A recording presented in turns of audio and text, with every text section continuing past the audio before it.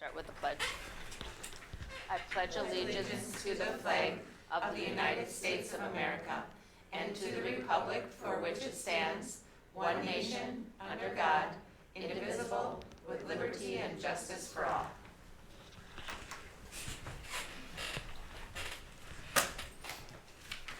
Roll call attendance, Marty. Mary Jo Rosman. Here. Mary Jo Radcliffe. Here. Patty Jacobson. Here. Troy Webb. Here. Amy Huffman. Here. Ann Deemer. Here. Scott Barton. Here. Okay, thank you. Has the meeting been notified to the public according to open meeting laws? Yes, it has. Thank you. We're at the point of public comment, and we understand that they can call in if they would like. Is there anybody interested in addressing the board with any subject that is not on the agenda? I did share that there's a Brady Palmer who wanted to share some appreciation with the board for leaving the 3rd Street lot green space, and they congratulated new board members, talked about the playground equipment, was also asking if they'd be willing to come to the board meeting or able to come to the board meetings in June or July, and the board will talk about that, and also suggested that perhaps all high school seniors should get one of the banners that have been placed for the senior athletes. And they also wanted to say they were willing to help with that, and they said thanks and keep up the good work to the rest of the crew. So I wanted to share that as public comment. Okay, thank you. We're now on community engagement and board commendation. So the 2 ladies that we're going to recognize tonight, we didn't invite them to join us this evening, but I wanted to talk a little bit about them. Nancy Reifel and Becky Windsor, they both have worked for our school district for quite a few years, and they have been contracted services from the hospital for many years, occupational therapist, and Becky has done so much for us with some of our students that are ambulatory challenged, and when they have a lot of equipment that goes with them, they have been so fantastic about bringing the equipment, because families often get them either through health services or through the hospital, and teaching our staff how to use them. And then as those students transition from one building to the next, they make sure they bring all that equipment with them, train the new staff that's going to be working with that student, and they just really have been seamless for us over the years. Because there is such a unique niche, the families that have worked with those 2 ladies have worked with them for 10, 15 years all the way through, and that comfort is really encouraging to those families as they move from building to building. The hospital recently notified us that they are no longer going to do that contracted service, and so we thought we were going to lose Nancy and Becky.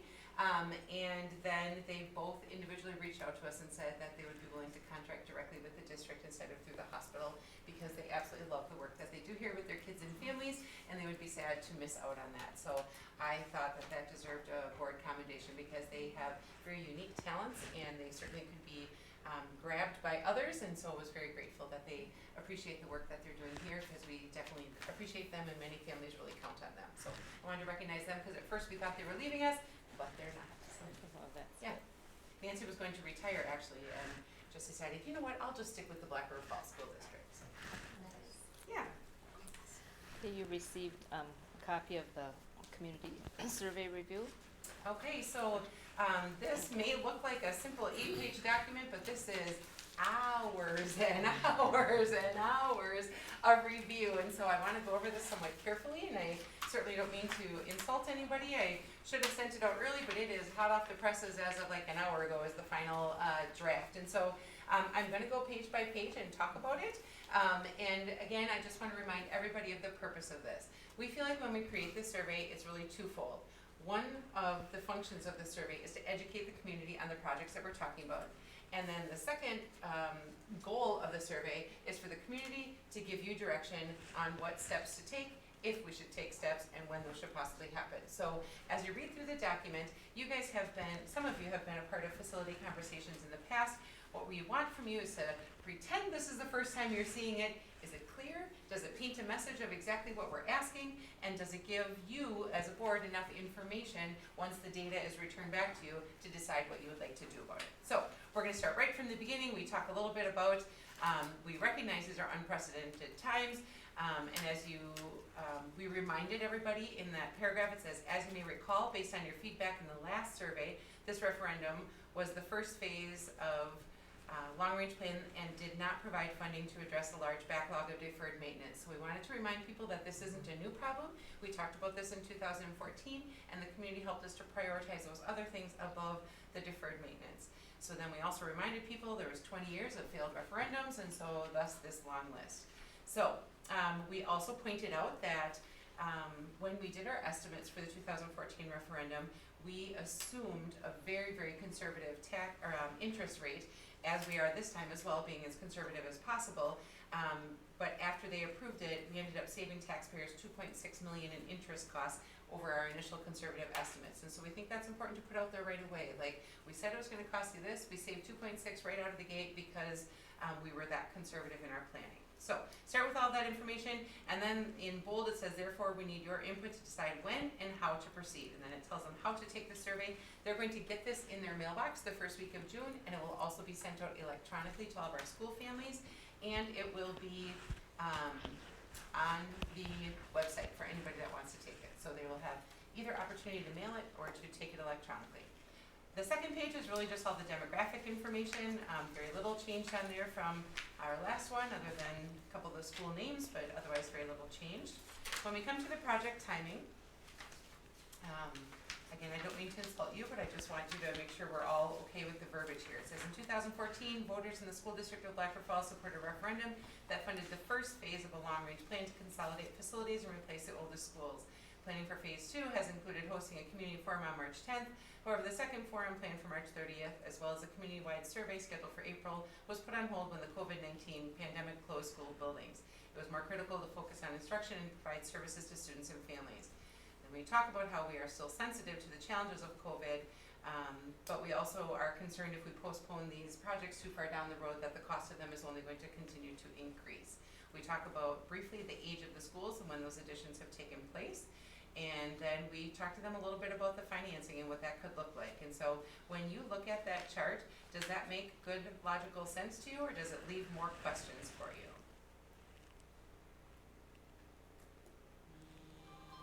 It's pretty steady. And so the black is the existing referendum debt levies, and so any person looking at that could clearly see if we don't add new referendum debt, then our payments would go down, right? So we're being very clear about that.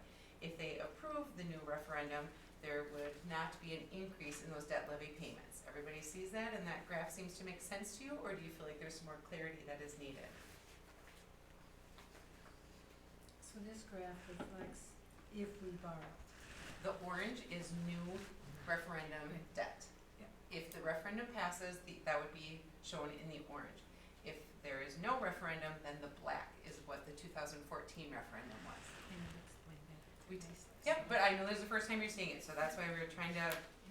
So before we even talked to them in detail about our projects were, and we probably talked about this on those survey calls for, I'm gonna say 5 hours back and forth, and then I'd hang up and think, oh, I don't like that, and we'd go back to it. Before we even educate them on what our projects are, we are asking them, what advice would you give the district?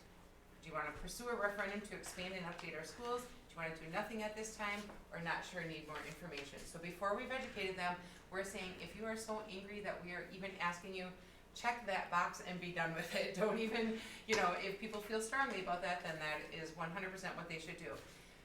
What I was concerned about is, what if people said, do nothing at this time on this box, but then they kept going and all of the other pieces said over 50% were supportive, and I was concerned we were gonna get conflicting data and what to do with that, and Bill assured me that that doesn't happen.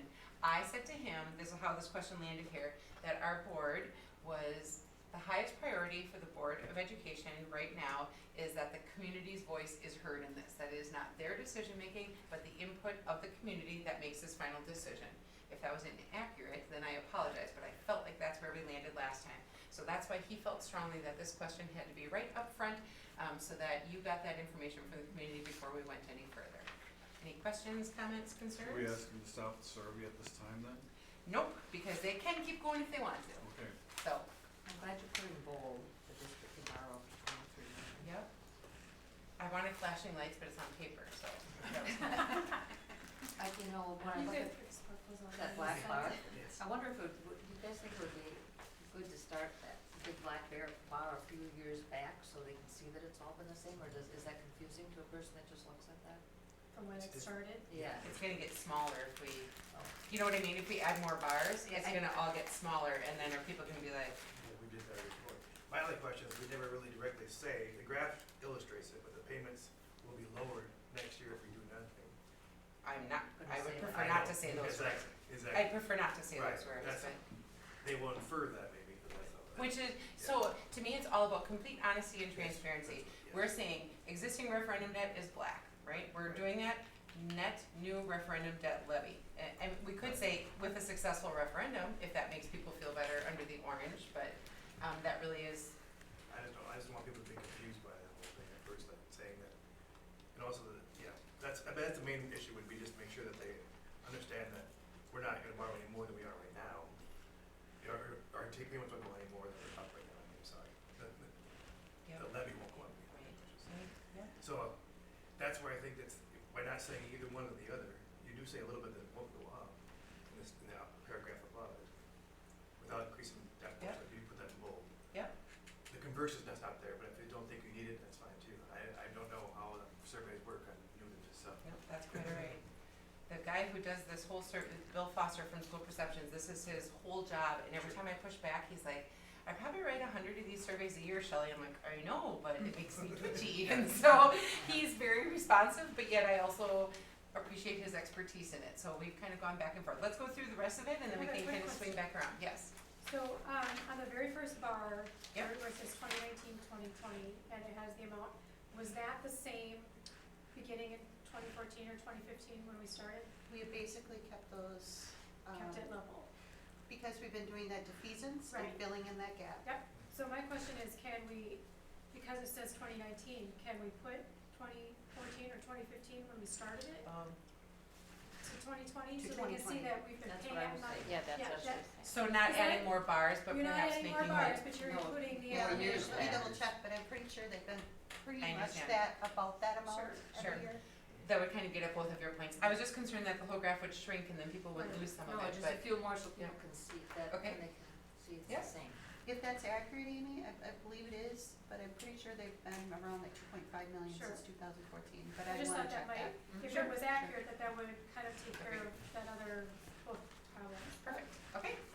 So then we turn and now we start talking about the not very fun, but this is all the update major building systems. This, he always says it's not the sexy work, but it's the important work, right? The infrastructure stuff that needs to happen. So we call out each individual building, partial roof, window replacement, heating, venting, and fire alarm public address at Forest Street. The middle school, the heating and ventilation system upgrades, and then the high school, we talk about the boiler, the system upgrade, and then repiping the building to replace those individual classroom unit vents from when we closed in the courtyard and have those classrooms that don't have any exterior windows, and they have those ceiling units that are quite loud and obnoxious. So all of that together is 8.3 million, and we're asking them yes, no, or undecided on that project specifically. And then we move to Forest Street, and I like the picture that they use there to call out each one of the areas. So it talks a little bit about some of our challenges, and I wanna give you a very real example. We are talking about adding some additional classroom spaces to Forest Street. This year's kindergarten is a large class, because our 4K was really big this year, so next year's kindergarten is large. We can't hire another teacher to allow for smaller class sizes, because there's not a physical classroom in this building that we could put them into.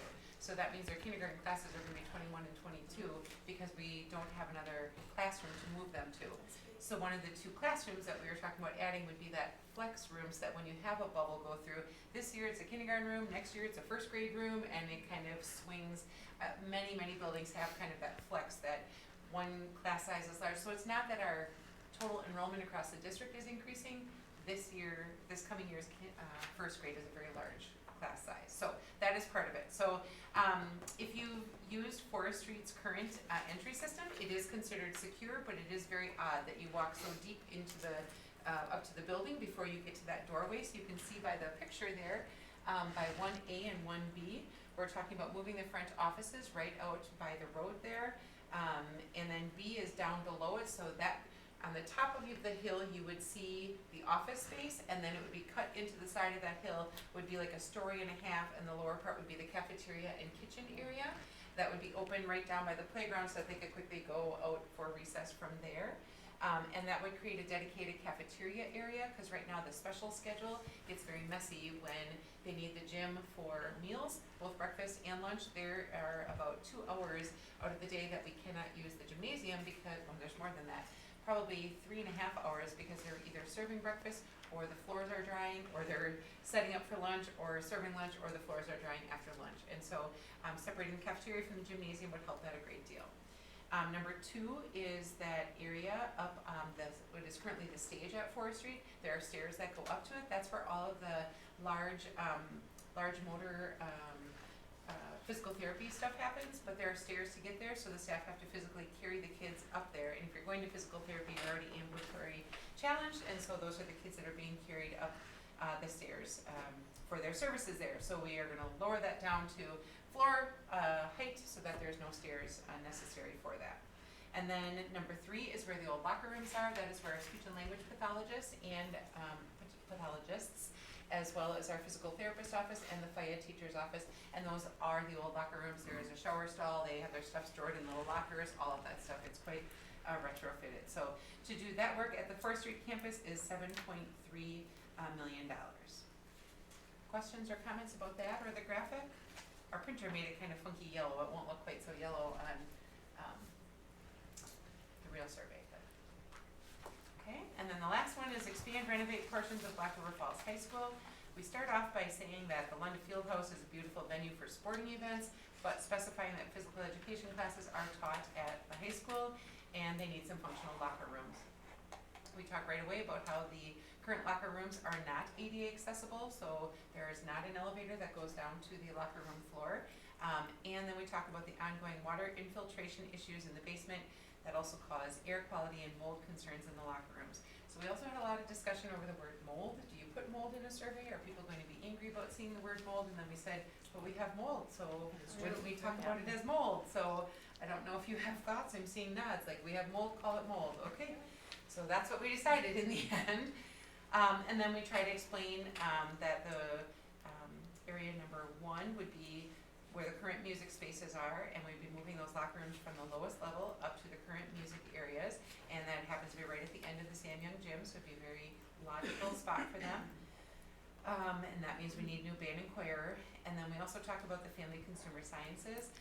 All of her classes are very, very hands-on, and they're very popular. Students really enjoy taking them, and they do all kinds of different things from foods, clothing, childcare, interior design. I'm sure I'm forgetting some of them, but the storage and the layout of those 2 areas, she's got like shower curtains hanging to kind of hide some of the storage, and it limits the class sizes that she can have because the labs aren't set up very efficiently, and so a renovation there would be very helpful. Oops, oh, I'm sorry. I have my phone on in case somebody texts, and that's why my alarm didn't go off this morning, because it was 6:20 p.m. apparently. So there you go. Solve that mystery. When I saw 6:20, I'm like, that was my problem this morning. All right. Oh boy. And then we also talk about number 4, repair existing parking lot and add parking spaces. So does that graphic make sense based off of the numbers that you see above and the description? Does all that seem to flow for you? And that whole work at the high school is a $7.4 million.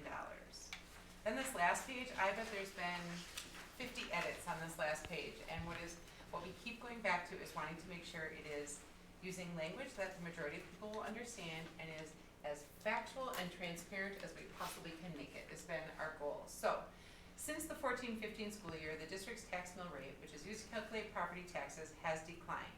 This decline is evident in the chart below and includes the debt payments from the successful 2014 referendum. Our purpose in that first paragraph is to say, you saw before about debt payments, this is our total tax rate, and you can see from 14-15, even with that successful referendum, our mill rate has dropped since then. Does that seem clear to everybody, and the visual supports it, and okay? Then as a result of careful planning and interest rates near historic lows, the district has financially positioned itself to pay the 3 projects outlined in this survey, the proposed plan, without any increase to the tax mill rate for debt payments over the current level.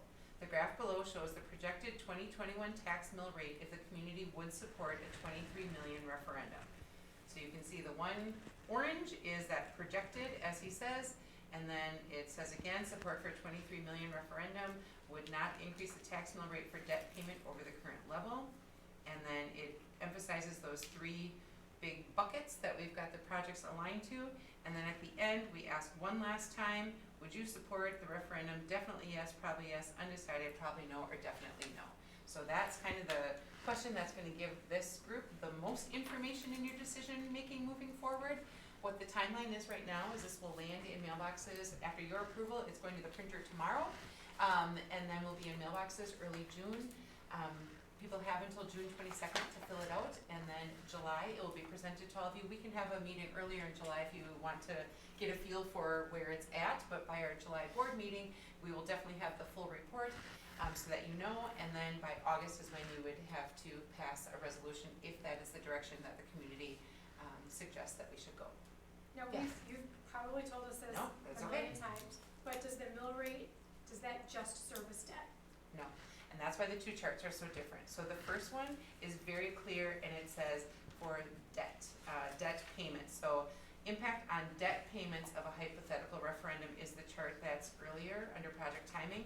This last one is tax mill rate. And so that's why we are trying to, when you see the call out box on that last page, we say it would not increase the tax mill rate for debt payment because we don't have control over we don't have control over what our assessed value is gonna be and, Right. you know, all of those other pieces, so. I So just that wanted- tax rate is the whole, that's operating and debt. Okay, So 898 is okay. our operating tax rate and debt. Yep. So it could go up for other reasons, but not because of servicing the debt. Right, we don't have a lot of control, I mean, we have some Right. control over the operating tax rate, that is actually 'Cause that's what- absolutely correct. That's where people are gonna Correct. get confused Yep. if it changes and they're saying, well, you said it wasn't gonna change. Exactly. And so even if, so this year's a great opportunity to talk about this, being so uncertain as to what's gonna happen with school finance in our current environment. Remember that you guys have used the defeasance, which has created that Right. gap. So there is room for us to absorb an increase and still stay below that 898. And so Jill and I, and we talked to Brian Brewer from Baird, we feel confident that we could say it would stay at 898 or lower with a successful referendum. We feel pretty confident in that. We are 100% confident that there would be no increase to the levy for debt payment. We are 100% confident on that. We are very, very confident overall that it would not increase from the 898. But you are exactly right, Amy, there will be questions next December or January, whenever tax bills come out, because I gave you that example of a tax bill, right, and assessed values change, and that's out of our control, that just, Would it make things clear to bold-faced without How do you any put that increase circle of the to- tax mill rate for debt payments? Like we bolded I think that's Just fine. the bold print? that. Well, We yeah, have the call-out box that says the exact same words. I think that's the important thing for people to in the, just drill into them is that, maybe the, The words debt payments, or you know, just that statement, or make that box just stand out. really stand out. I had it that circle. That too, would right? not, in bold, not. Because those are the important pieces in that document. Debt payment, yeah. Yeah. yep, cause in my mind, I wanna make it clear that it's not going, the debt, paying the debt isn't going to affect the mill rate. So people aren't thinking that we're misleading them and stuff, Yep. that it's just the debt payment that would not affect it. Right, right. The parts that we can control, yes. So that was a quick review of it, but what are your initial thoughts? And it's so silly how we wordsmith it, with like 10 people on the call, and what about this word, what about this word, and it's painful wordsmithing. Yeah. But we want it to be very clear, because people are going to read it, and we want very much for them to understand, and we are gonna do I don't think it's on here anywhere, the questions at brf.org, if they have any questions or comments, or did you have it on there? It's on here. So when it goes out to the mail, and there's a code on there, so we're not, only one per household can respond? They can to obtain additional surveys for other adults in your household, please contact the district office. Okay, and they'll get another code. Correct. Okay. Marty gets a list of codes, I think is what happened last time, that we give out for I new don't people. remember that, but Did somebody see where it said if you have questions, ask? It's on the back page, Thank in you. the bullet at the bottom. Yeah. Underneath your little thing about. the orange, Yeah. yeah. Box. Gotcha, thank you. Oh. I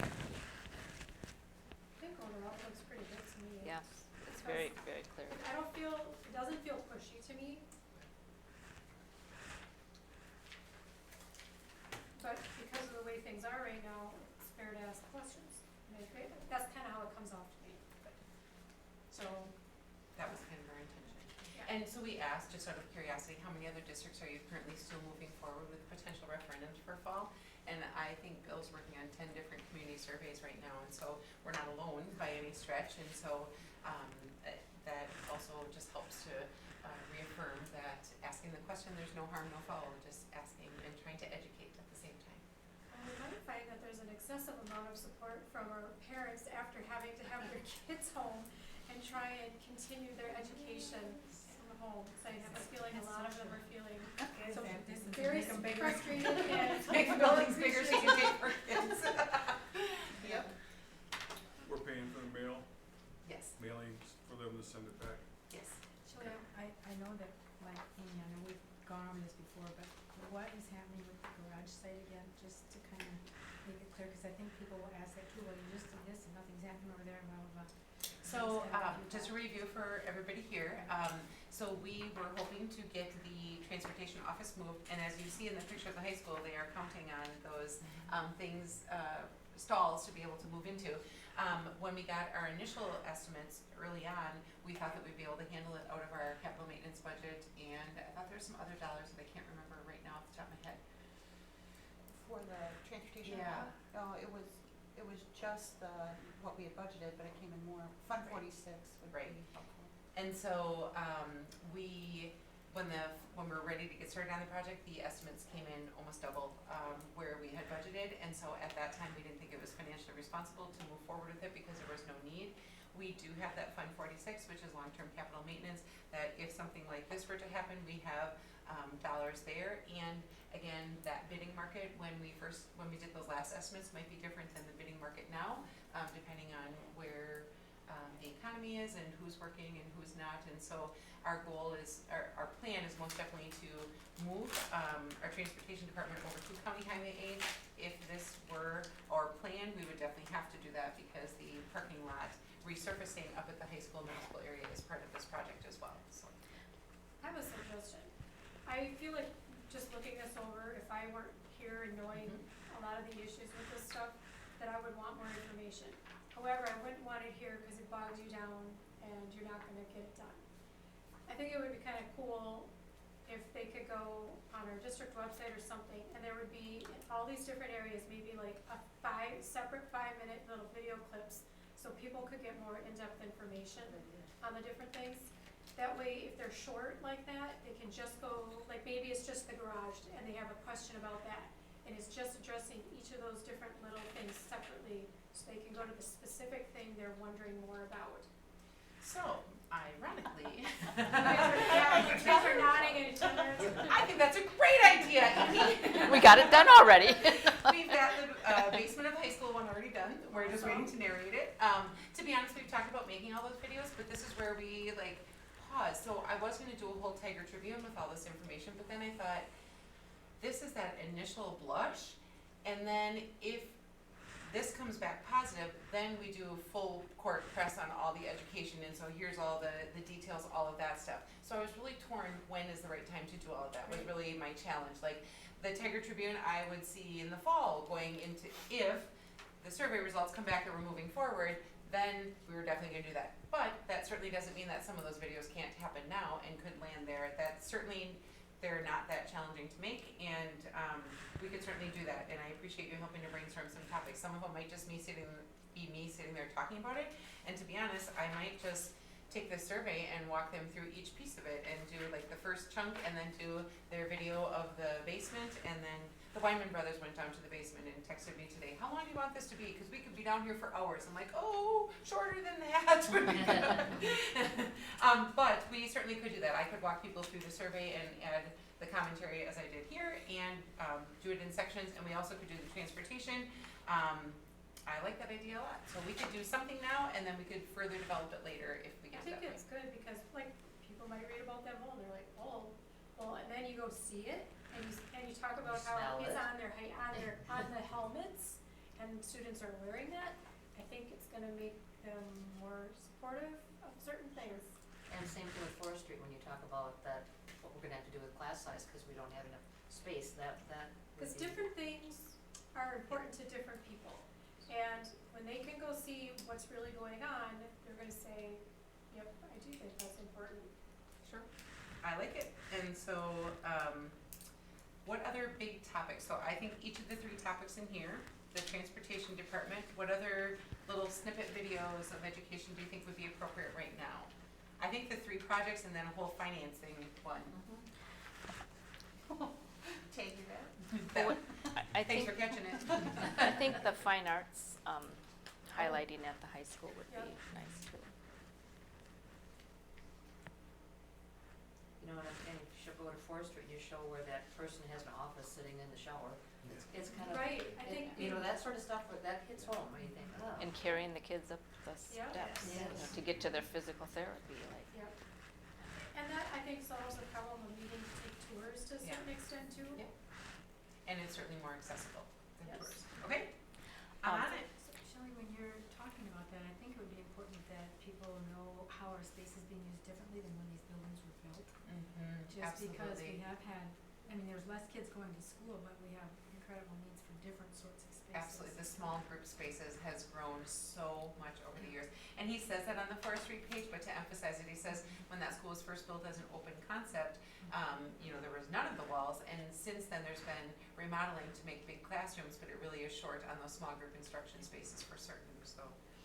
There's still people that say to me, well, when I went to school at high school, we had 35 kids in the classes, and now we've got so many fewer students. Why would you need any more space? So I think it's important to talk about those things, like you said. And I think, the community conversations, like you talked about, starting up too, that, continue with that. So my hope is to keep those going every Tuesday night, and we'll just, Paul will update on the website the link, and so, yeah, tomorrow night is a bunch of, COVID plans and that kind of stuff, but, early in June, I'll start talking about some of this as well. Do you think it's useful to have, something talking about why we need to do more work in an elementary school when we just built an elementary school?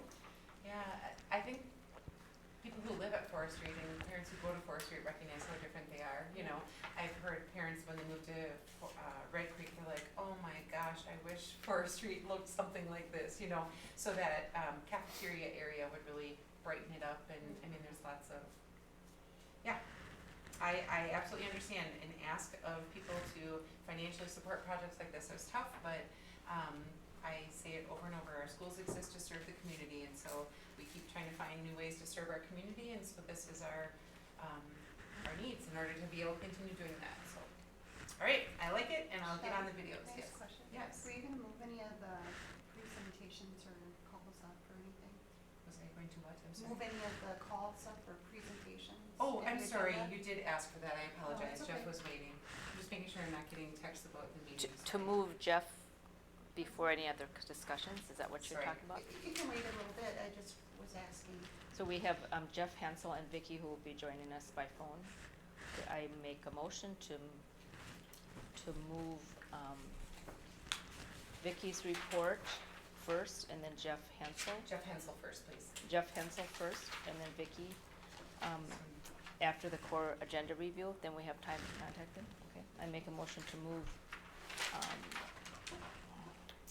9.3 and 8.2 after 6.3. Is there a second? Second. Thank you. All in favor say aye. I, Aye. Okay. Somebody texted in, sorry. The focus on the fine arts at the high school would be important.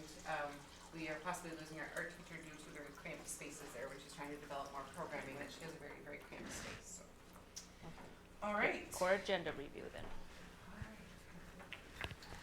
So as you know, annually, we follow the core agenda in addition to any other topics that you would like discussed, as well as other things that come up. As we go through the year, I just make those changes like each month as I'm creating the agenda. If something doesn't work one month, I move it to the next. So the things that are crossed off, I'm suggesting to move, and the things that are in red are what has been parked there. But as I asked you in my notes, if there are topics that you want to ensure that you get an annual report on, this is a fantastic place to park it because this is where I start building every single agenda. So if there are topics that you want to make sure that you hear about annually, let's find a month where it makes sense and we can add it up here. Does anyone have any thoughts? Otherwise, if you think that the suggestions I've made make good sense to you, we can, as is recommended. Looks like when we get into the spring, there's really long lists, but I don't know if that can be changed. Some of them go kind of quick, there are a lot of end of year reports, but You've done a good job to balancing it out so the meetings don't get excessively long, Yeah. despite how that looks. Yeah, that looks, that's just. and so we're looking at May and you see open enrollment, that window has been extended due to COVID, so you're not gonna see that tonight. And we have made the decision to not accept any foreign exchange students for next year, simply because we are still struggling with what our own schooling is gonna look like, and so there's 2 of them that were pulled off this year simply.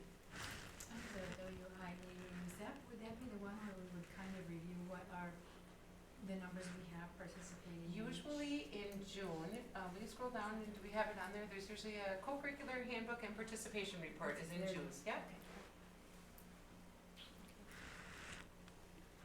Any questions or additions to the core agenda? Is there a motion to approve the core agenda as presented? I'll make the motion. Thank you, Ann. I can second that. Patty, second, thank you. All in favor, say aye. Aye. Opposed? Okay. Ready for Jeff Hensel? Motion carried. You see how my phone skills are here?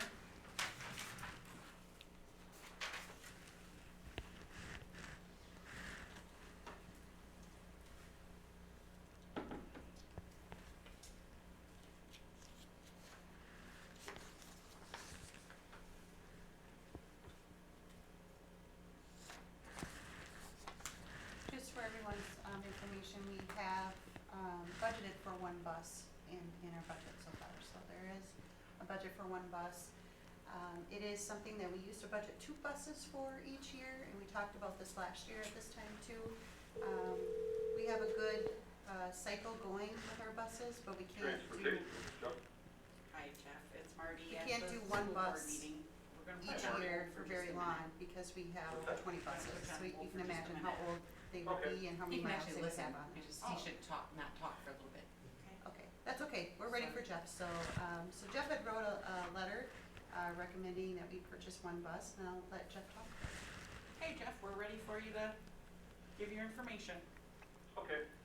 Good evening, everyone. Hope everyone's healthy. We are, So we sent out 2 bids for buses for this year. We only received back 1 bid. Nelson Bus Service was unable to meet our expectations. They do not store, they don't have any buses that they keep on the lot, so everything has to be ordered. In order for them to supply a bus to us, we would have to order it by probably by October or November of the previous year. So, not knowing what we're gonna do each year, it's kinda hard for us to do that. So we did get a bid back from Midstate in Marshfield. Their bid was for a total cost of $87,437.50. And I guess my recommendation to the board would be to purchase a bus for them for this next school year. Does anybody have any questions about the bus? This is Amy Huffman, I just have a question, Hi. how does that price compare to the previous year's price?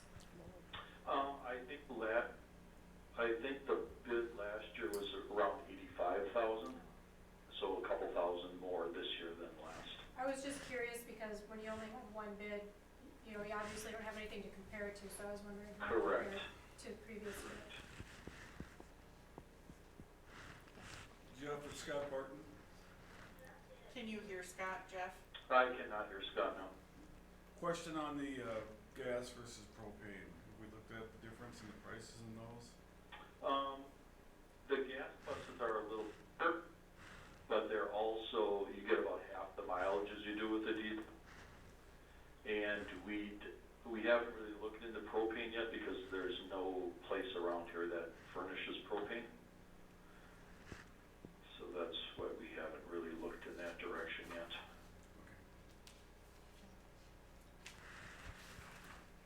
Troy? I have one question. This is Troy Webb, Jeff. What's that? My name is Troy Webb. I just wanted to ask you a question. Are you sticking with one type of bus for the purpose of maintenance costs? That's why you submitted 2 bids? Yeah, yes. Okay. That's where we are because then we only have to stock parts for one kind of bus. Good question. Any other questions or comments for Jeff? Okay, is there a motion to approve buying the bus as presented? Motion. Okay, I'll Scott second. and Amy, thank you. Any more questions or discussion? All in favor say aye. Aye. Opposed? Okay, motion carried. Thank you, Jeff. Thank you guys. Have a good night. You Thanks, too. Jeff. You too. Okay, bye-bye. Bye-bye. Okay. And now Vicki Mikulski. So Vicki is our school social worker, and she also facilitates our deferred expulsion program. And so she is going to combine 8.2 and 8.3 together.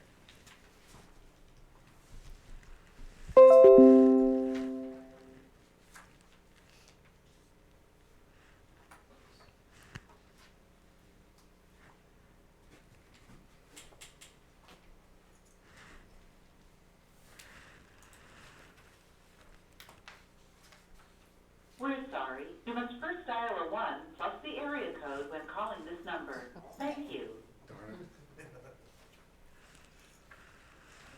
Can she be a little louder?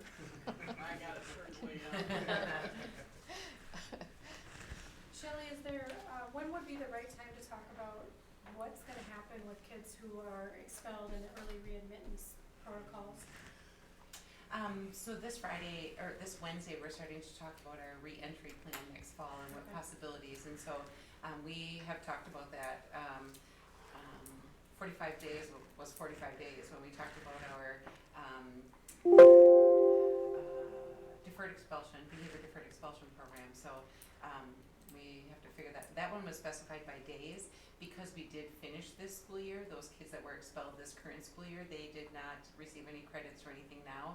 And so I would assume that their reentry dates wouldn't be adjusted based off of that. Well, I was kinda thinking more about some of the older kids and the protocols they have to meet Credits. to readmit. Oh, How the that's credits gonna be giving. affected, whether it's credits or being able to meet for appointments that they might Sure. have and that sort of thing. I will definitely write myself a note to make sure we consider that in our plans. Yeah, and or community service that they may Yeah, not be all able to those do. things. We're like still working maybe on the got masses. We delayed haven't or- drilled down to the details, Yeah. but we definitely have to. And maybe that's something we talk about next month or in July. Definitely or something we have to go. Yep. Yep. Okay, ready? We are.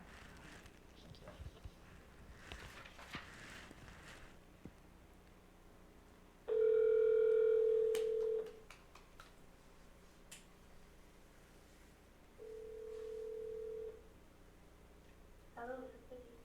Hi, Vicki, it's Marty Hersberg. We're calling you from the board meeting for your report.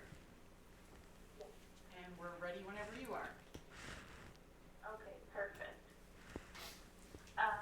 Hello, I'm Vicki Mikulski, a school social worker. Hi, Vicki.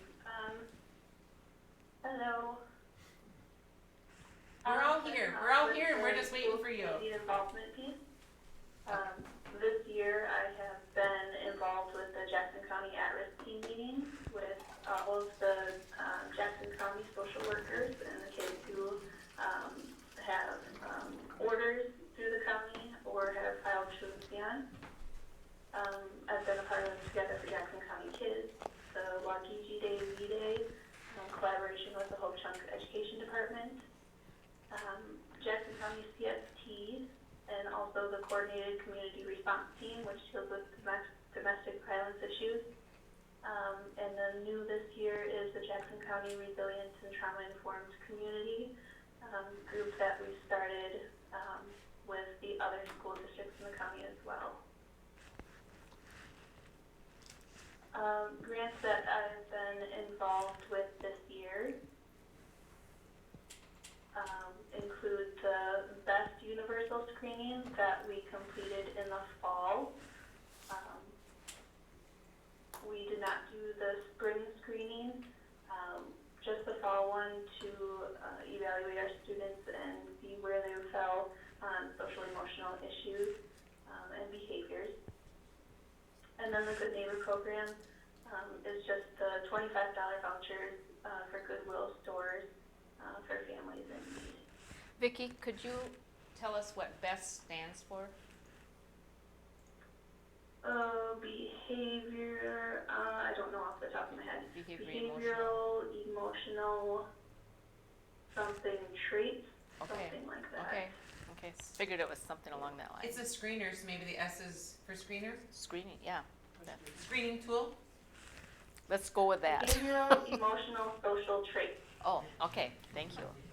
Thank you. Okay, and then moving on to the homeless report. I have the definition of homelessness, all of these bullet points on the next screen indicate which families qualify for the McKinney-Vento Act and are homeless. Just out of curiosity, Vicki, have you seen an increase in families in this situation since the school buildings closed? I have not received any reports of families who have lost their housing since the closure. That doesn't mean that it hasn't happened. It's just that I haven't received word of it yet. Okay, thank you. But overall this year, my rate is a little bit lower than it was last year. However, I haven't had any reports in the last couple months. So we have 28 families that were identified as homeless this year, which was 53 students and just over 3% of our student population. 7 of those families found permanent housing.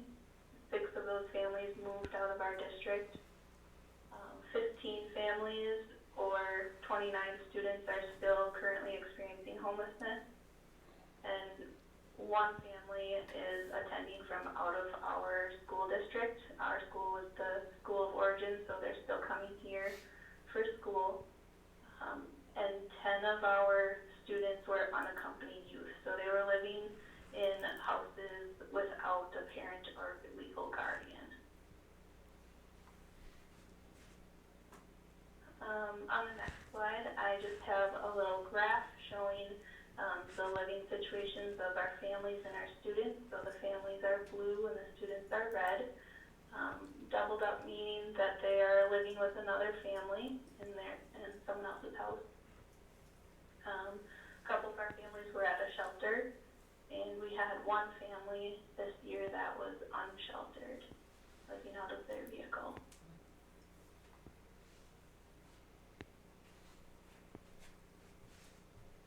The next part is the DEP, the Deferred Expulsion Report, for students with first-time alcohol or drug infraction. So since 2012, there have been 77 DEPs.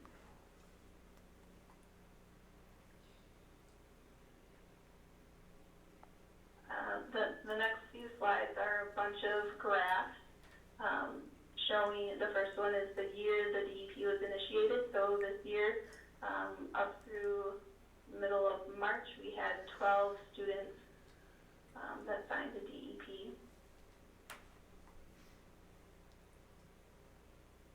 And then I added those to the next slide showing the grade that the DEPs were initiated.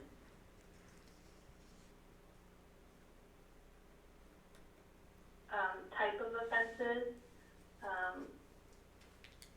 the majority is possession and consuming on school grounds. We've had a few distribution and 1 under the influence from previous years. and you can see that the type of substance is largely marijuana. I think that all of our instances from this year had dealt with marijuana of some sort, whether it was marijuana paraphernalia or having actual marijuana on school grounds.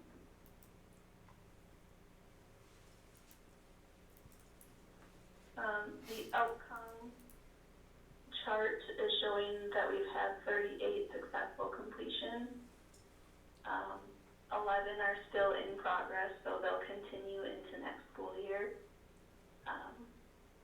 And there was quite a jump in our violation of agreement leading to expulsion, jumped up to 19. I don't remember what it was last year, but that one did increase quite a bit.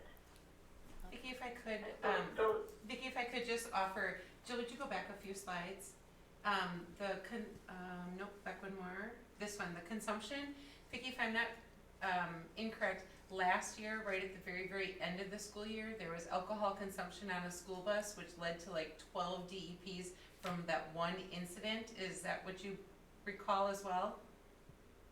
So yeah, that not all of the students on the bus actually consumed it though. Several of them just had possession of it. Sure, so I just wanted to be clear that that consumption, and then several of those students led to expulsions this year. And so there was a large group of DEPs coming out of one incident that several kids were involved in, and it was very late last school year. So you can scroll ahead, Jill. And that was the alcohol piece as well, so lots from there. Yeah. Does anyone have any questions about the deferred expulsion process, or thoughts on the information that you're seeing, or? This is Mary Jo Radcliffe. Can we go back to that poor family living out of their car? What do we try to do to that, for that family as a school district? Vicki, could you share what has already been offered or provided? Yeah, so that family has since found permanent housing. In that situation, it was difficult because the student was bouncing between a couple different houses, living with different people. But we offered many resources to the family and tried to track them down by home visits to places where we knew that they were living previously and at the workplace. Okay, thank you. Any questions or comments And about the then DEP? the truancy report. Okay. We're ready. I have a note on truancy because of when schools happened to close in the end of the second semester, there were no truancies filed in the second semester. So all of this data is simply first semester this year. And in a typical year, the majority of our truancies show up in the second semester because that's when families are using have used up their 10 excused days for the year. So it's just a natural time that they would show up. But for first semester, again, the high school had the most truancies filed at 22,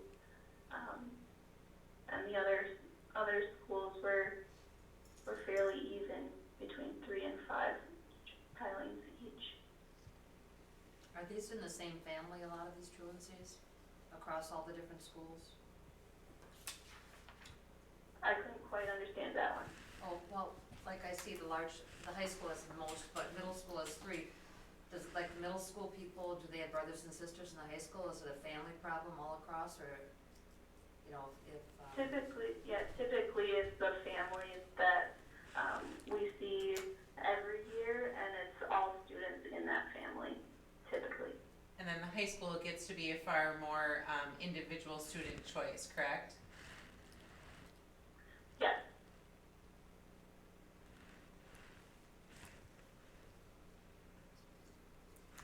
I saw that, that was cute. And I believe that was the end of the slide that I sent to Shelley. However, I added another note in here in my own slide as the response to COVID. And so during these last couple of months, I have been available as a support for teachers, students, and families. I've been checking in with my families experiencing homelessness, the DEP students, and the behavior DEP students as well. I've compiled a local resource list for families that's posted on the website and was sent home in all of the food bags with more local, like internet free offers, things that the library was doing, and the right place was offering meals, things like that that are more local, and helped out with getting families connected with Wi-Fi and helping teachers reach families that were more difficult to get a hold of. Any questions for Vicki? Well, thank you for joining us tonight, Vicki, and we know you've got a big job there. Good job. We appreciate your Thank you report. so much. Thank you. Thanks a lot, Have a Vicki. good night. Thank you. Thanks. Bye. Bye. The funniest part of the comic relief was the fact that it was misspelled. I didn't even notice. Reconnected. Yeah. There's Oh. only one end of it. Okay, we'll move on to focus on purpose and COVID updates. Okay, so there's a couple things that I just wanted to share with all of you in our thinking here. Go back. I included some items in your packet. So the first was our end of year plan, and so you can look at the list of things that we need to collect from people, and there's a lot of stuff that we have out right now that we need back from them. And today was a great example. I had a gentleman call me who's got 4 students in our district.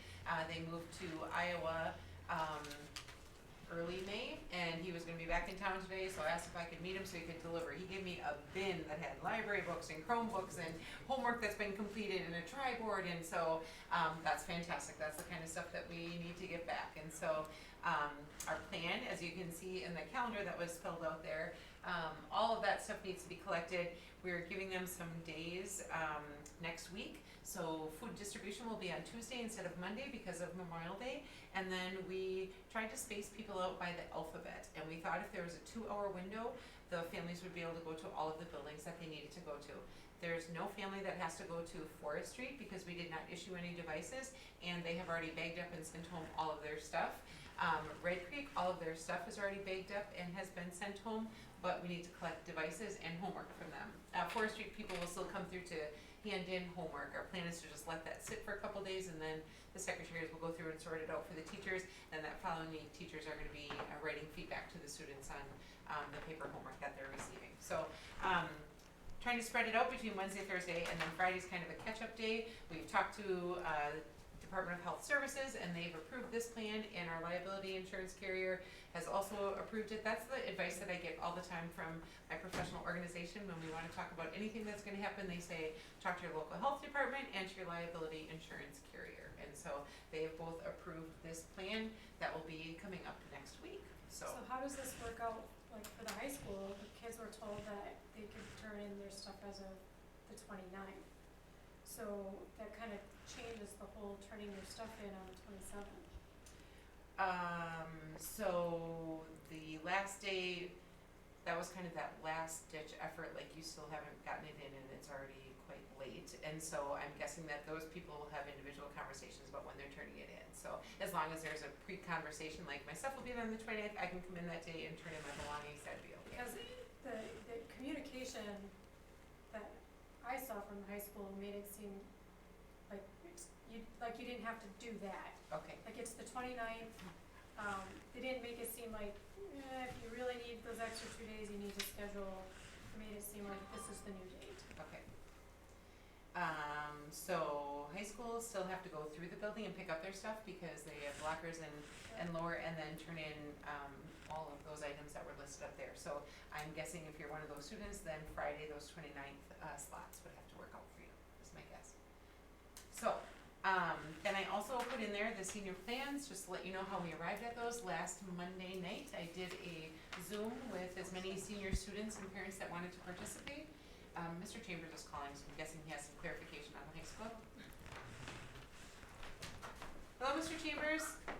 I can address Amy's question. I have you on speaker, so how about you go ahead and do that? Hi, everybody. Hi. It's Mr. Chambers. Got your TV on.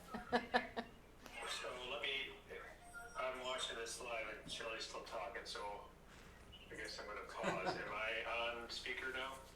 Yes? Okay, so the communication that the high school has put out states that all assignments are due on time by May 21st at midnight, that's this Thursday. However, students are allowed to turn in any assignments late up to and including 8 a.m. on Friday, May 29th.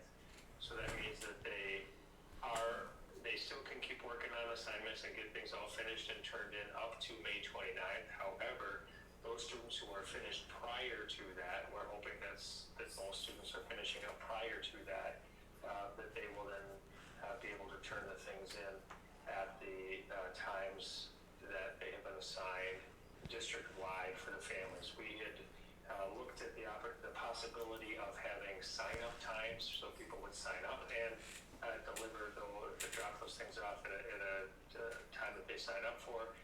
However, we wanted to make those times the same across the district for those families that have students in multiple schools, so they can just do one time to drop off at all schools.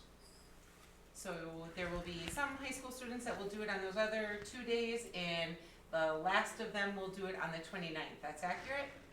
That's correct. Perfect. Thanks so much for the call, Tom. Yeah, Thank you. He's watching, just like we asked. Okay. All right. And so we had a Zoom meeting, and there was about 32 people that participated in that. I shared with them what the guidance that I had received was that school district facilities are closed through June. What other possibilities exist? And so this is what we came up with. And so the group has decided, if you'd scroll for me, Jill, if traditional graduation ceremony can happen on July 24th, that is their choice. And if we can't do a full-blown traditional graduation ceremony on the 24th, then August 8th. And again, Plan A on August 8th would be for the full-blown traditional ceremony. And if that can't happen, whatever number of people were allowed to gather at one time, we would bring together and do the ceremony in segments. And so since this has been done, I've had the opportunity today to talk to the Department of Health Services in Jackson County, along with Melrose, Mindoro, and Alma Center school districts as well. And she really said doing it outside, in her opinion, is far preferable in that it gives you much more opportunity for social distancing and less concern about the needing to clean all the spaces, all of that stuff. And so I'm feeling pretty confident that by August 8th, we'll be able to do something that feels celebratory for the group. And so what we had talked about was if we're not able to have the whole class there, we could have however many people we can gather. Those bleachers are huge for parents to be able to social distance up there. And we record some of this. So some of the speeches happen with these kids here. They get their diplomas and walk, and that's all videotaped. And then they leave. We clean. Next group of students comes. They get another section of the speeches, and they all walk. And so by the end, everybody gets a video that's been put together that is from its entirety, beginning to end, but that the students wouldn't actually be present from beginning to end. But when we think of the whole football field, there certainly may be some possibilities to spread people out on the visitor side and see what we can do. So I think we can be creative and come up with something that feels good. I wondered about even doing it backwards, having all the graduates up in the stands and the people out in the field. Oh, That's a nice idea. yeah. You know, they could social distance that way, people could sit on blankets out in the field. Oh, clever. I don't know. That's a Yep. good idea. Yep. And so we just need a huge sound system and Right. yeah. So I'm hopeful that we'll be able to do something that feels good at that time. And to be honest, the parents were appreciative of the opportunity to have a voice in the process. And so that really is what our goal was. So that was good. I also wanted to share with you what we are talking about for summer programming. So we keep talking about whether we're going to offer summer school or not. We know that during the month of June we cannot, but we are unsure about July and August and what that could possibly look like. And so as we keep talking about what we're going to plan, we keep hitting that, well, are parents interested or are they not? I know there are some parents who are very interested in having their kids be occupied for a while, but I don't know if they would be comfortable in the current environment sending them to a school setting or not. So we developed a survey that we are going to send out to all families saying, if we're in phase 1 of the Badger Bounce Back, here's what summer school would look like. Would you be interested in sending your child to this? Phase 2, here's what it would look like. Here's what we could offer. Are you interested? And then phase 3, here's what we could offer. Are you interested? And so our thinking was that if we linked it to that moving scale, at least we would know, okay, now this is what we can offer, and then we would have an idea. So I feel like the summer programming that we've done has been pretty agile. We've done it for a couple of years, and they can move pretty quickly. And so if July, 15th, we find out that we can bring 50 people together, I would say in a week's time we could make a summer school session happen. And so based off of the feedback that we get from this survey, we will determine whether we're going to move forward to schedule some summer school planning or programming. The challenge is that I can't use the Badger Bounce Back anymore because that's no longer a thing, so I have to find some other way to talk about each one of the steps that we are taking, and so that it's not just, flip a calendar, let's do this on this day, but that it's grounded in something from the state. So that survey will be going out next week, and we'll get some feedback. We've already committed to doing food service for the month of June for sure. In my conversations with staff, they seemed very willing to volunteer to fill. There are 3 Mondays in June that staff are not already under contract, and so we are meeting tomorrow to finalize some details, and we're going to send a survey out, and any staff members or their adult children, we've said, could help with food service. It takes about 50 people on a Monday to make all of that happen, from unloading the trucks all the way to the delivery at night. And so we will be looking for that for the rest of June, and then when we talk tomorrow, we'll figure out what July and August looks like. We believe that since there's no longer a Safer at Home, perhaps we could collapse some of our distribution sites because people are probably driving a little bit more now, out and about from work, and so maybe we don't have to man 11 different community sites. We could have more people coming to our buildings here, which would reduce the bus drivers and some of that need for that work. But we've got several weeks of data to show us how many people go to each one of those sites, and so we'll look at that and determine how many we'll continue to do moving forward.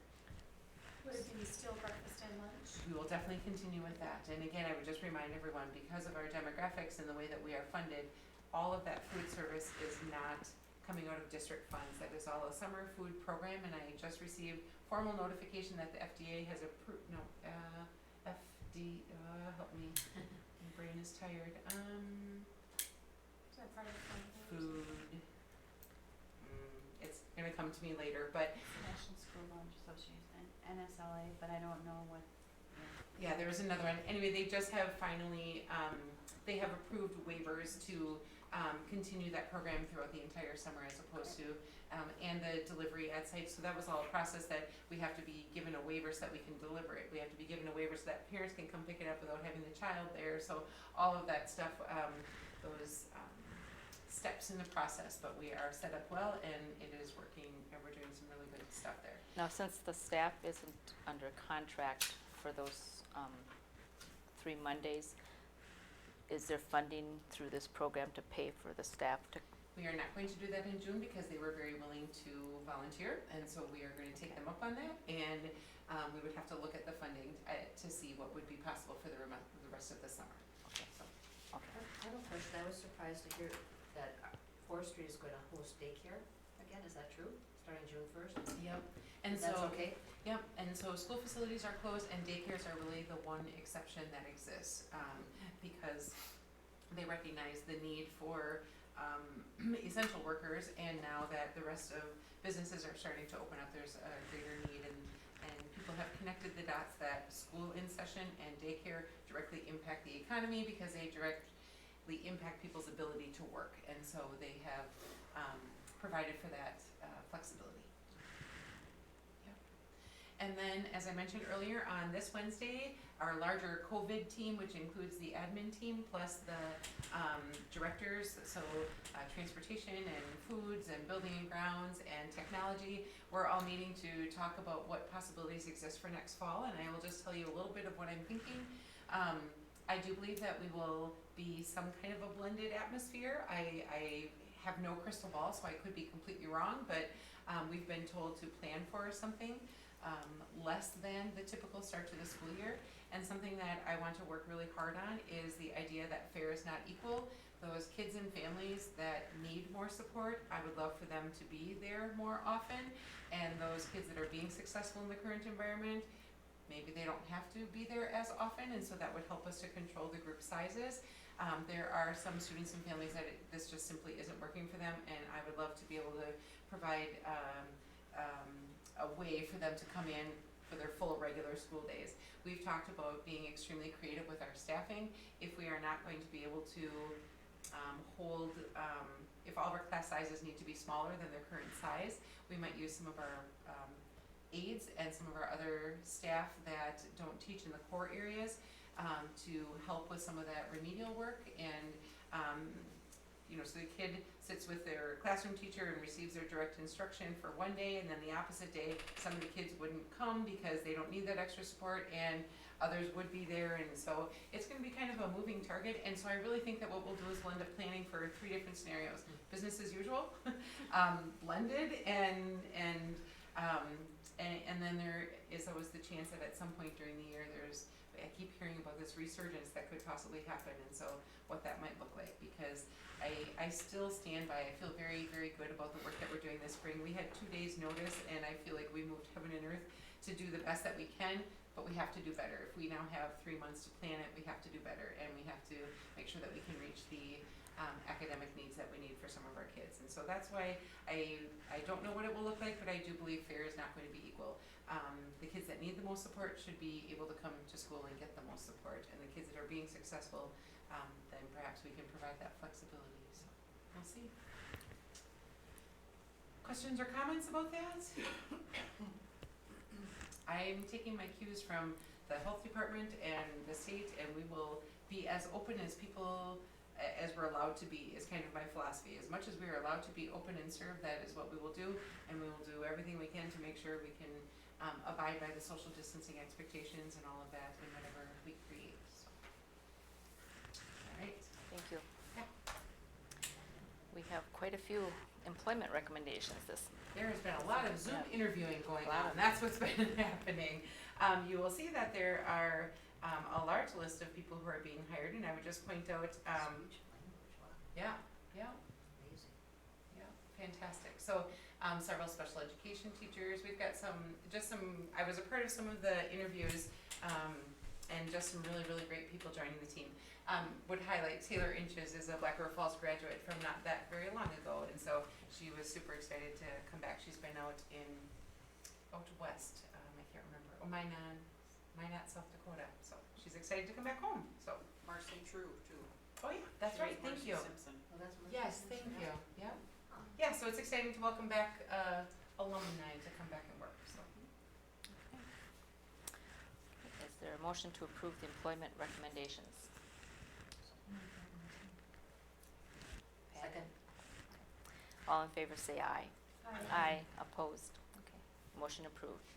WIAA membership. So there's nothing to share with you. Just annually, the board needs to make formal motion that we would like to continue to participate in the WIAA, the Interscholastic Athletic Association. And to be honest, that is the organization that provides all of the tournaments and playoffs, all of that stuff for all of our sports. And I would highly recommend that we continue, even though we are unsure what that's going to look like. Yeah, let's hope we Let's hope we can. Did they reduce their fees? Honestly, there was not an increase this year. I don't know if there was a decrease. I am unsure of that, but I know there was not an increase for this year. And so, they lost out on a lot of revenue from all the state tournaments too, but there's been a lot of people in that boat too. Yes.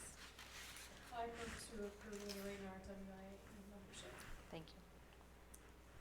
Is there a second? I'll second. Thank you.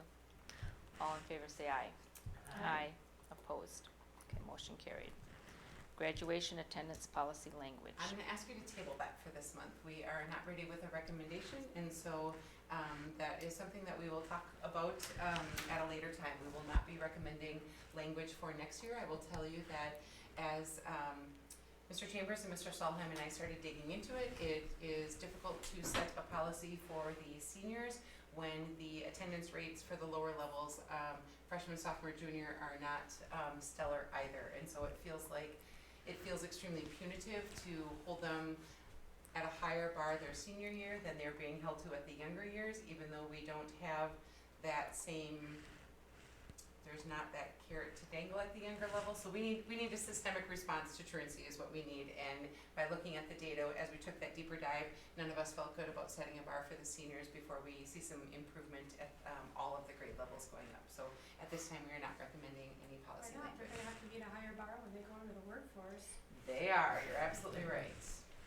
It's easier to fire an employee than to not provide services to a student. Shelley, it's a state law that they go to school. Absolutely.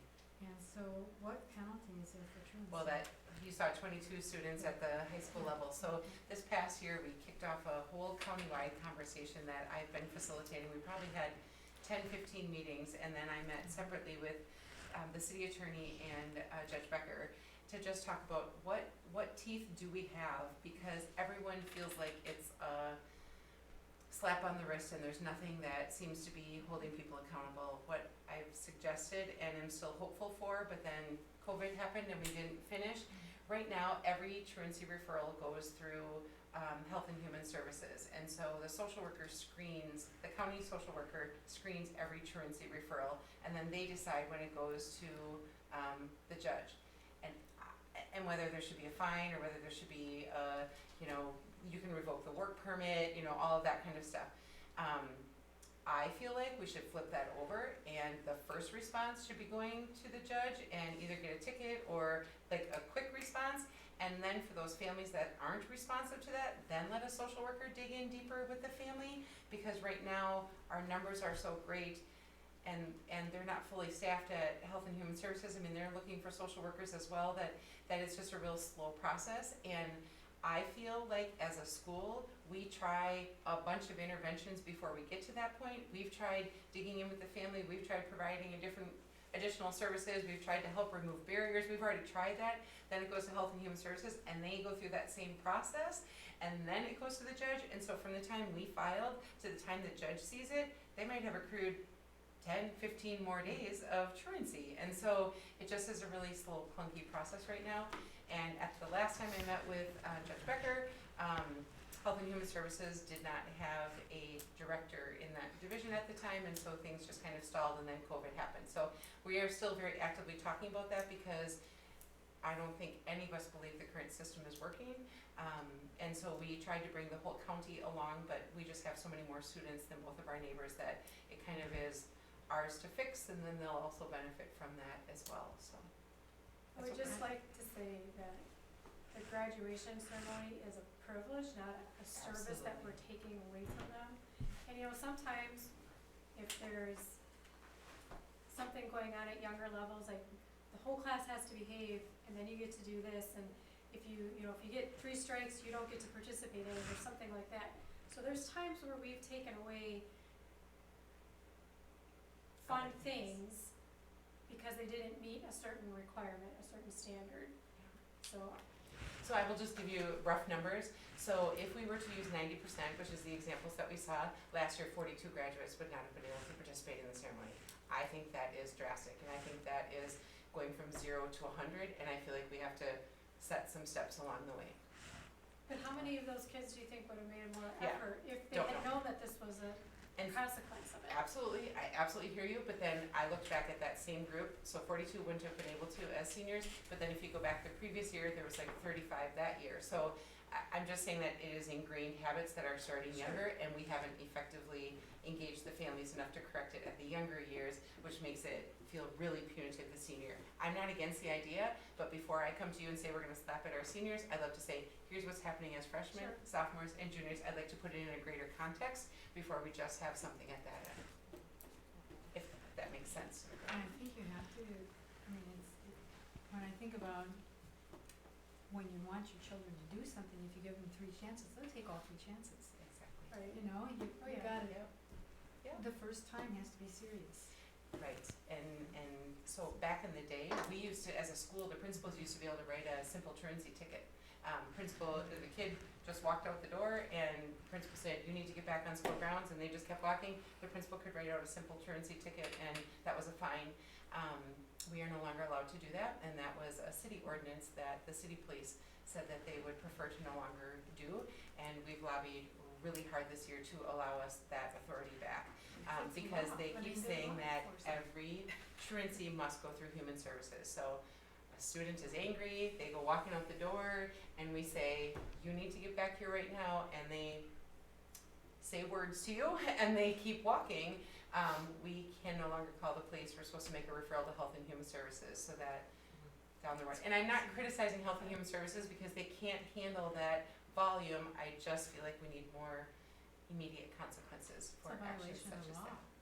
Yeah, but it's also providing due process then for the child, because we don't know if the child is having he's struggling that day. That's why social services gets involved, because they may have to do a mental assessment, or they do the referral to the courts, or they do the referrals to health or to somebody else. So that's a piece of the puzzle that we always allow the student.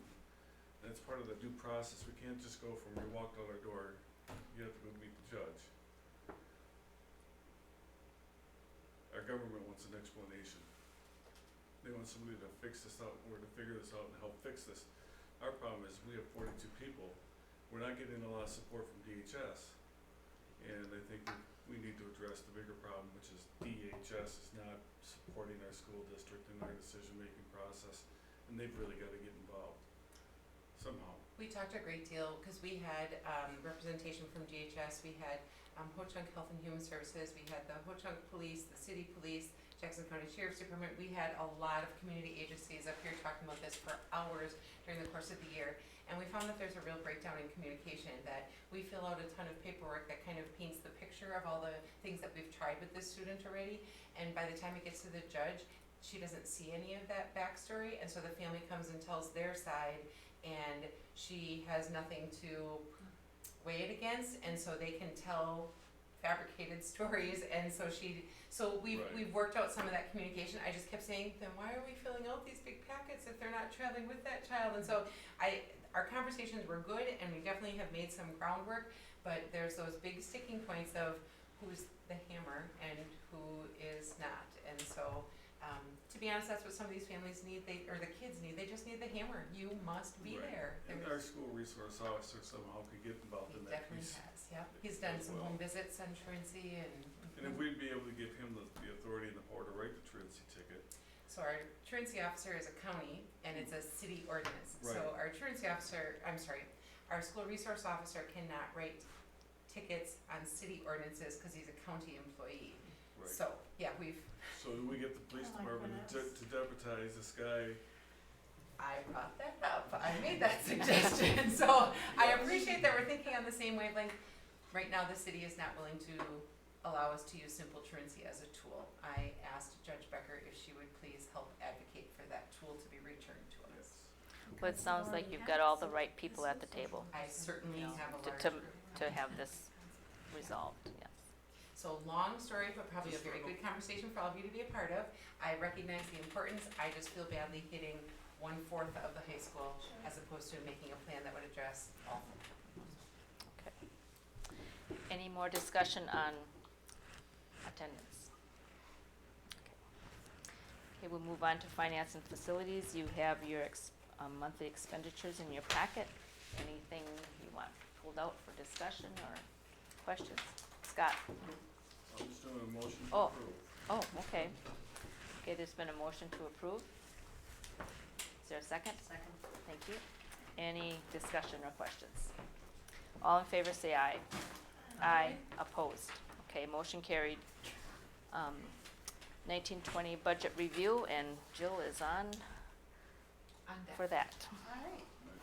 I just wanted to, every month, especially for the new board members, so that you know, every month there's going to be financial reports in your packet.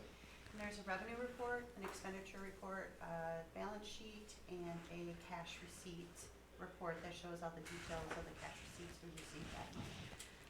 So I just wanted to go through real quickly and talk about a couple of the reports. Please, if you ever have questions, give me a call or email me, and we can talk through those. So the first report, school finances, is built in different pieces, so we get revenue from different sources. property taxes is our biggest local source, and then our biggest state source is equalization aid.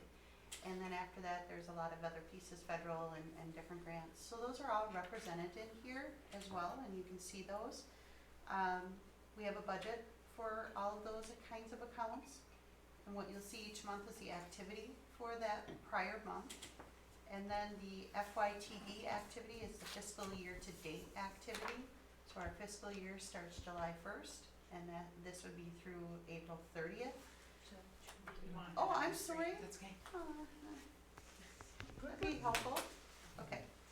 And then there's a column called fiscal year to date percentage, and that shows what percentage we've received of the budgeted amount so far for the year. And then unencumbered is what is left, what we haven't received yet of that budget. So there's nothing real notable to talk about on the revenues. We get our equalization aid in pieces throughout the year, and that's our biggest revenue source that is in the budget. And property taxes is the next biggest. So our revenue budget for Fund 10 is just over $21 million, almost $21.5 million. We have different funds, and you'll see those in this report too, but I'm not going to go into those. We do governmental accounting, so we have to keep things separate. Special education has its own fund. If we get gifts, that's its own fund. We have a community service fund, that's its own thing. So there's a few different funds. Food service is another big fund, and that's its own fund as well. And then are there any questions on the revenues? On the expenditures, there's a lot of different ways we can print this report. The way that we print it now is by location. That's one way that we sort the thousands of accounts that we have. These are rolled up into different locations. So the high school building has a budget for their supply accounts and their copy machines and their professional development that they have. We have a curriculum location, the 510 location. That's where Stephanie would buy textbooks and different things out of that budget center. So this is a good example, and I'll talk about this one. So the curriculum and instruction, we had decided to use those dollars we had budgeted for the transportation remodel for an adoption for the English language arts. So we moved those dollars into the curriculum and instruction, and we will have those for the board to approve when we do budget transfers at the end of the year. And this is just showing the activity in April that has occurred and the fiscal year to date activity again. Encumbered in the expenditure area is purchase orders that are out there. So we've set aside the funds for those purchase orders that are out there. And with those purchase orders and with the activity, subtracting those from the budget, we get a negative unencumbered balance. So we're saying we're actually in the hole in this budget. And one thing I've talked to Stephanie about, we need to look at those encumbered amounts, because what happens sometimes is we have purchase orders reserving the funds, but then the invoice might get paid and not take that purchase order with it. So we've expensed it, yet we still have it encumbered. So that's some of the cleanup that principals are doing right now. I've asked them to go through their budgets and look at them, and we look at doing budget transfers. So again, we have budgets for salaries and benefits, and we have them for the different departments. Jill, would you, before you scroll too far, you have a line item for COVID. Would you explain a little bit of our thinking as to why we started that? So we just started a line item, a different location for COVID expenses. So we've coded here so far some masks and gloves, and we bought hotspots for kids that don't have internet connectivity. So that is where we've started with it. We just wanted to try to track some of those expenses separately, if there are funds to help us be reimbursed for those. We believe very strongly that in the fall, along with those CARES funds that we received, is going to be a large amount of reporting. And so we thought, starting right out of the gate, even with small amount purchases, so the things that we would not have needed to spend money on otherwise, and at some point we'll be able to add some things that we did not need to expense because of the different way that we're operating right now. But wanted to make sure that we were very clear in that communication to people. So thanks, Jill.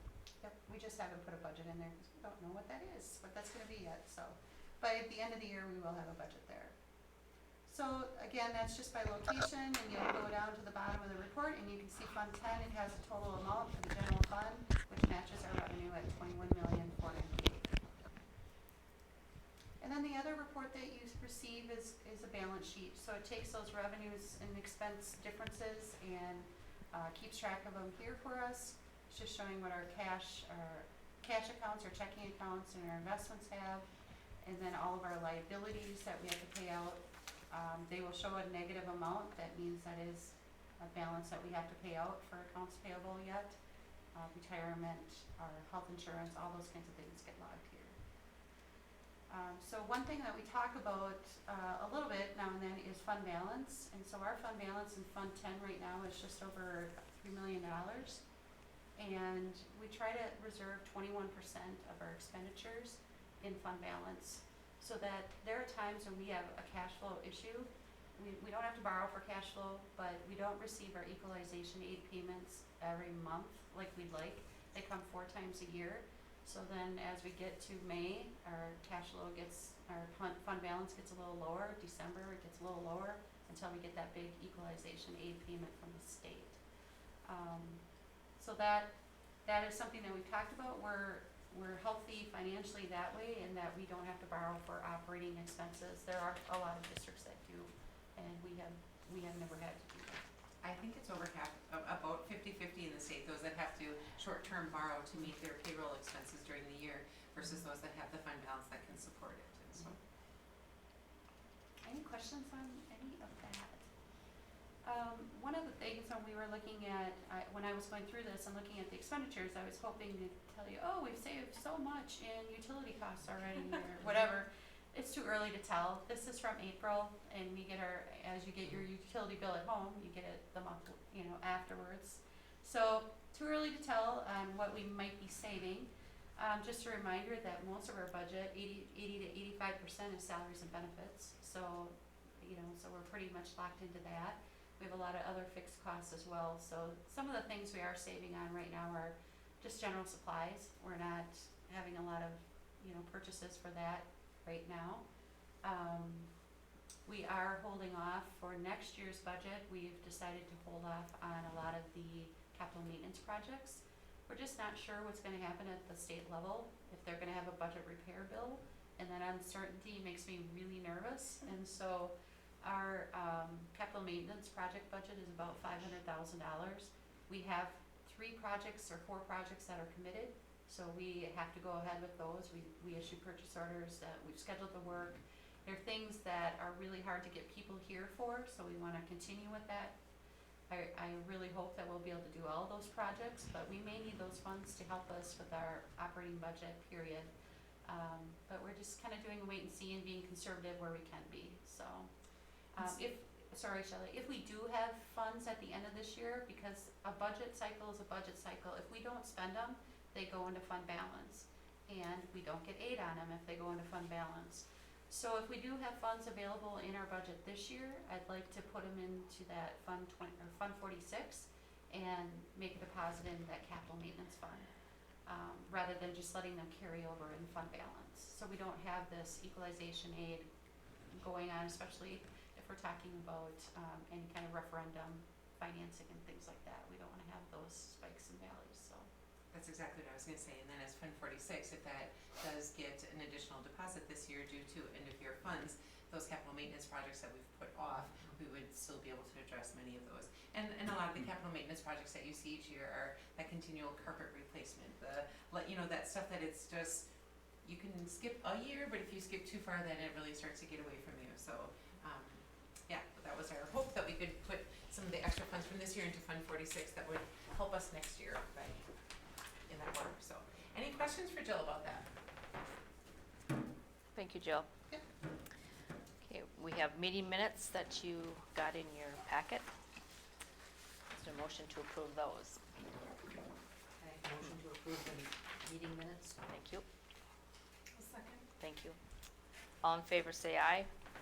Aye. Opposed? Okay, motion carried. Could you open the PowerPoint? I think it's called FryBread. There it is. So I just have 2 things for my district admin report. This one is just a really great project that I wanted to share with you because It has nothing to do with COVID, so I enjoyed it a lot.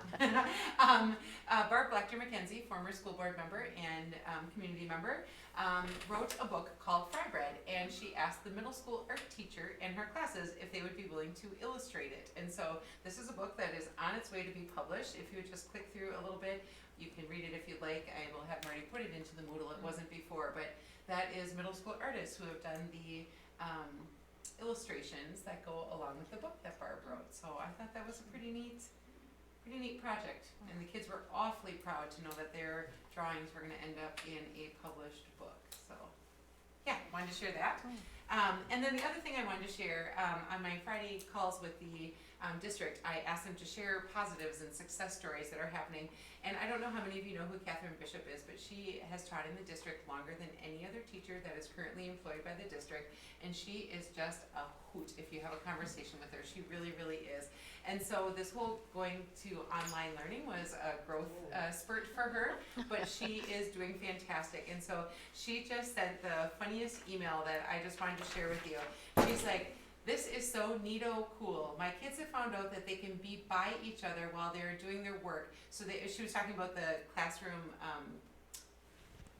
Google Meets. So they were doing a Google Meet. She's like, "My kids found out that they can be by each other while they're doing their work. So they just sit and do their work on the Hangout. It's so quiet though. It's much quieter than real life class." She says they've been asking me to go to the site if they get stuck all along, and then I help them over the computer. Today a few kids came while that kid was there, and they took turns having me help them, so I just left them in the background, and they asked me stuff just like in real life. She said from my house to theirs, it felt like we were having a regular class, and she just thought that was the coolest thing ever. So there are certainly challenges, but there's really some fantastic stories as well. Another second grade teacher from Red Creek said that I asked them to share a positive from this whole thing, and she just said that there's one particular family that they were pretty disengaged in school. Mom very quickly during the course of the year wasn't participating in a lot of the conferences and stuff, and then once they were no longer allowed to attend in person, Mom was like, "Stop calling me, stop bothering me."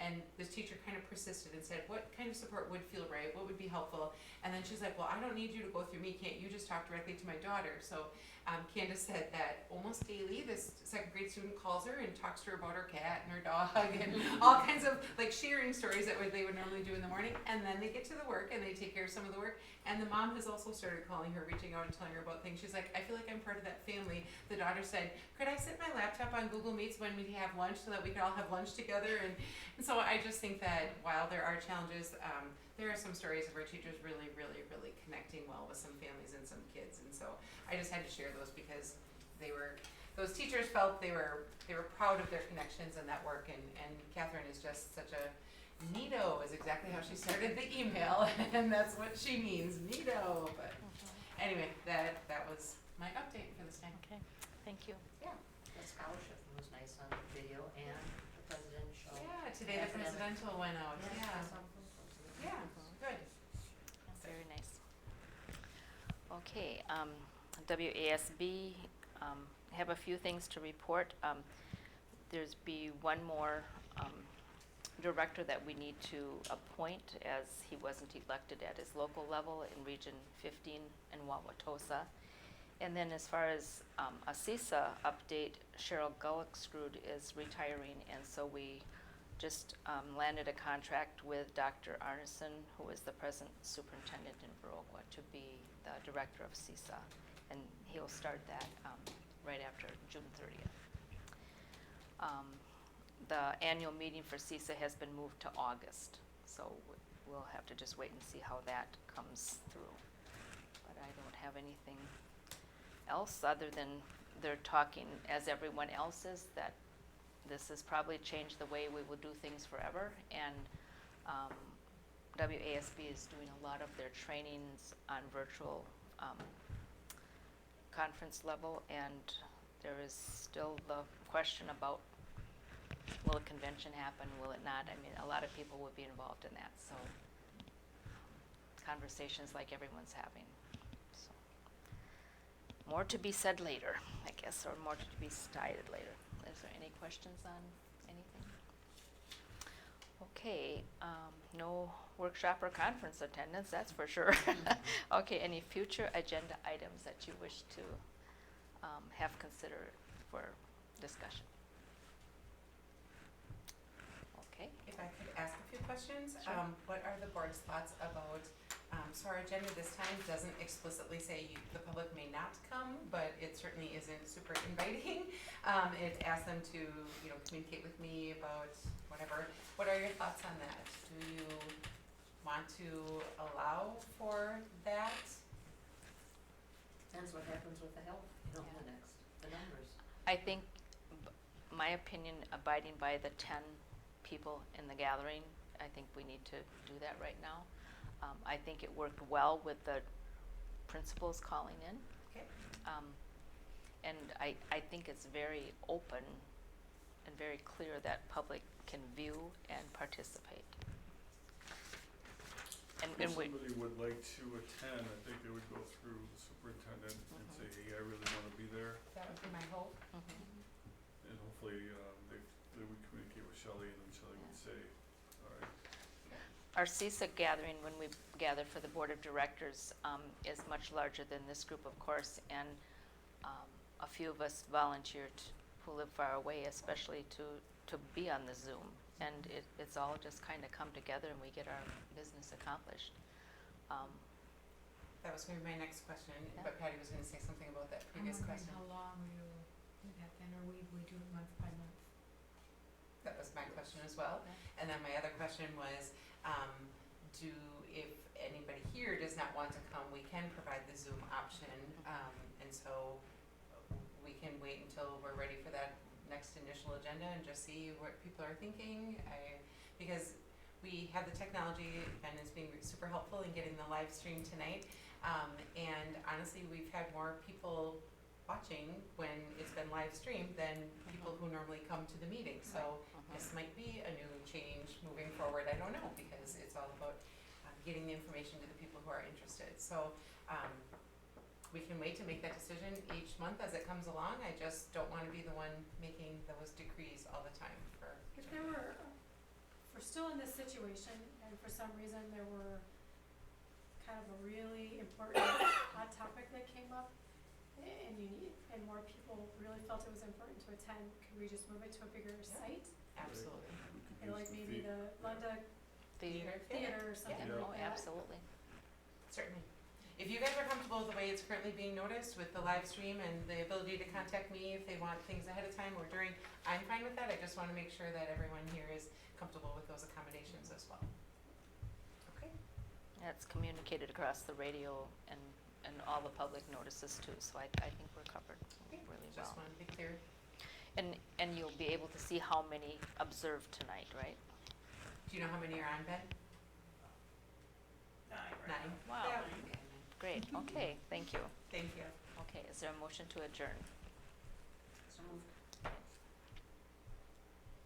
Second. Okay, all in favor say aye. Aye. Opposed? Okay, thank you.